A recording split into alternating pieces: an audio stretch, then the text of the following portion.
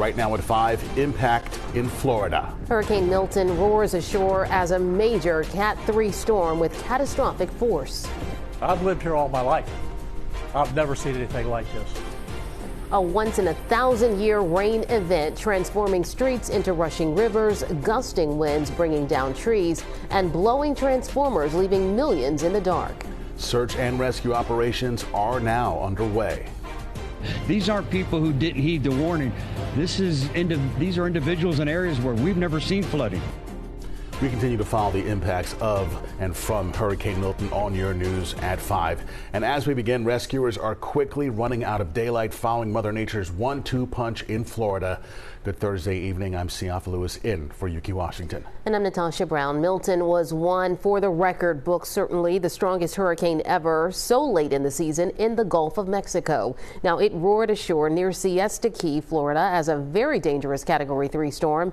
Milton would weaken to a Category 1 as it cut through the state. But just to give you an idea of strength and the winds here and how strong they were along Florida's Gulf Coast, the roof of Tropicana Field, home to the Tampa Bay Rays, was ripped open and torn to shreds. The stadium was supposed to serve as a shelter to storm victims.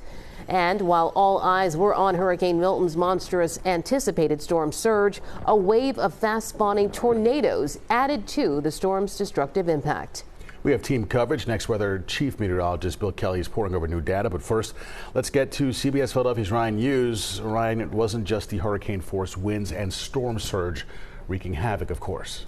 Siafa, Natasha, good evening to you. Tonight, the death toll is climbing.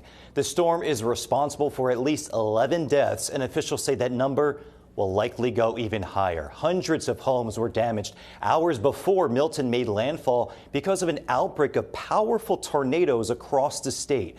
One of the hardest hit areas was on the east coast of Florida in St. Lucie County. One tornado tore through a senior community near Fort Pierce, killing at least 6 people there.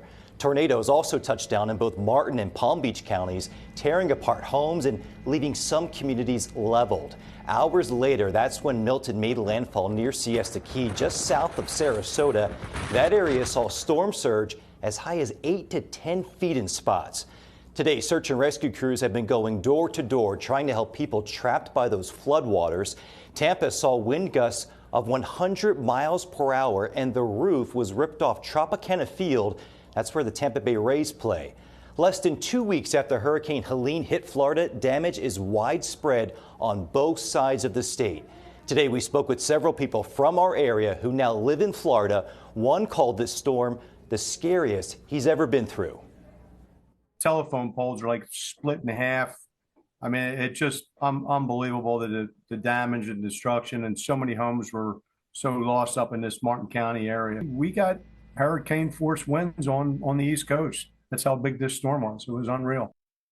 Unreal, and those images unbelievable. Tonight, Milton has knocked out power to more than 3 million people in Florida. Power crews from our area are also on the ground right now trying to get the lights back on. First responders are also keeping an eye on those floodwaters in many neighborhoods. Officials telling us the water may continue to rise. Guys, back to you. Yeah, truly amazing. Thank you so much, Ryan. Well, President Biden says the federal government is ready to respond. The president says more than 20 million meals and 40 million liters of water were stocked ahead of this storm, and military units are ready with search and rescue teams as well. Now, Red Cross volunteers from Pennsylvania and New Jersey all gathered their gear and departed for Florida this morning.